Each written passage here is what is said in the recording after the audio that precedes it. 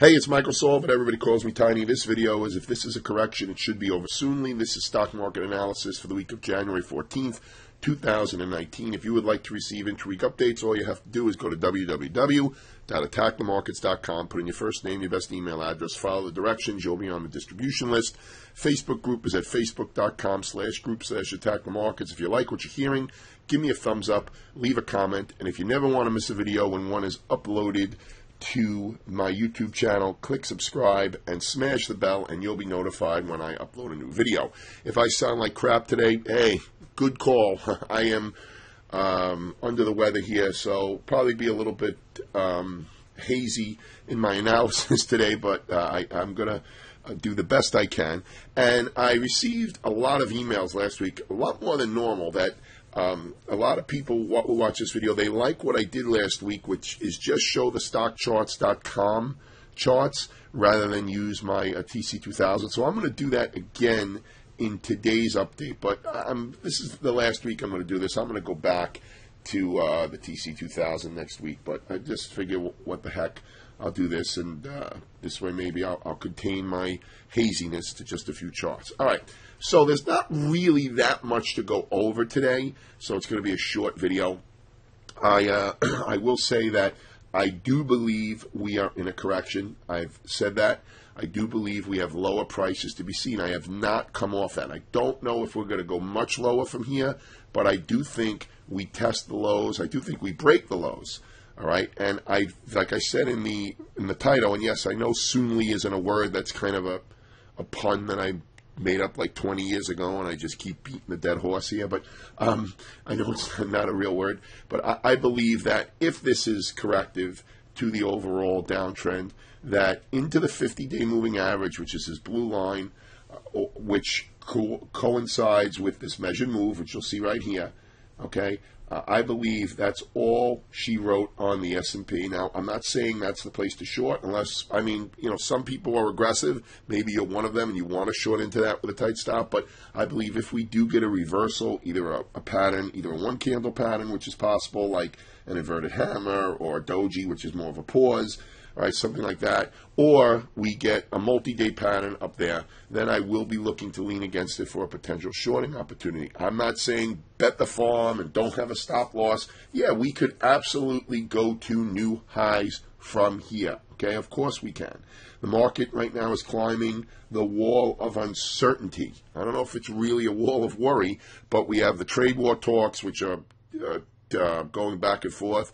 Now we have President Trump being accused of being a Russian spy, a Russian agent. I think it's the most ridiculous thing ever. And we have, of course, the government shutdown, which is terrible. I talked about it last week. I'll mention it again. I think it's horrible what's going on with the workers that are shut down. And yeah, I saw the bill was passed that the government workers are going to get back pay once this is resolved. But what about the contractors that work outside of the government, civilian contractors, right? They're losing their pay here. This is causing a lot of financial hardship on people, and I just think it's terrible.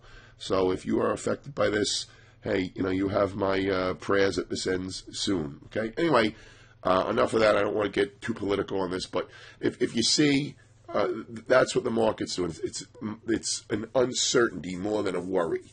All right. Of course, if something were to come out and it was proven that the president was a Russian spy, I just think it's ludicrous. And you know what?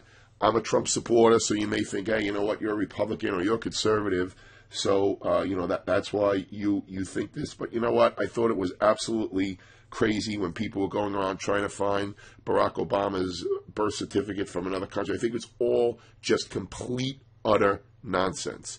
All right. Get on with ending this government shutdown, get on with continuing to, in my opinion, I think we do need more, I think we do need resources dedicated to stopping illegal immigration. I'm not saying immigration is bad. I know I'm not an American Indian, so I know I wasn't born here.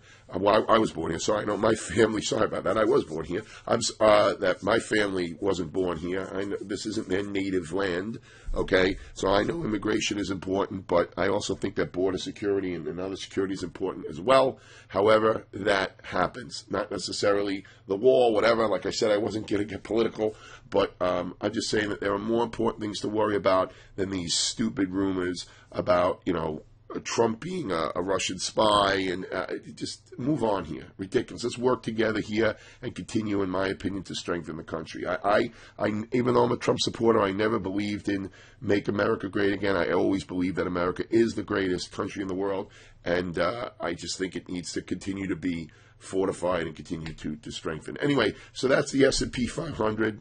So much for not talking political, right? Here's the NDX. This is the NASDAQ 100. And you see here it's also in a zigzag pattern. If I put up the measured move, comes right to above the 50-day moving average. Again, I don't like to use exact levels. I look for zones, and then I look for a reversal there before I try to lean against something. Let's look at the Russell. The Russell has already exceeded its measured move, but that's using the little zag, I guess. This little pullback wasn't that big of a pullback as compared to the NASDAQ and the S&P. So it's already exceeded it, but you could see it's still under the 50-day moving average. And the 50-day moving averages on all these indexes, they have nice slopes down.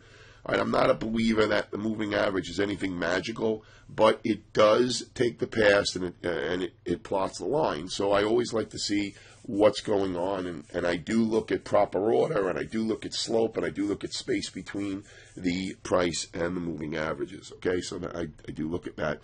So that's the Russell for you. And then finally, I did the semiconductors, because that's a pretty popular index, and it used to have some weight. And you can see the semiconductors are on a nice bounce here. And if you look at the measured move there, you see it's also exceeded it. Now, it may go up to this December high up here. It's over the 50-day moving average, but it was below it for a while as well. So we have to watch to see what sets up here on the short term. I still believe that we are going lower. But if we do go lower, let's say in the broad market like the S&P, does the NASDAQ follow? What sectors don't go to new lows? Right? Anything that's showing relative strength, those can be spots where we may want to lean against for long side opportunities. Okay? I have a much more thorough update going out to the Inner Circle members, but if you have any questions on the short term here or on the longer term, whatever, you can always drop me a line at tiny@attackthemarkets.com. Next week, I'm going back to the TC2000 charts. And again, I will remind you, if this is a correction, I believe it's going to be ending sooner rather than later, but we will see. Have a great trading week. Any questions, like I said, drop me an email, and I will talk to you in the intra-week updates or in next week's video.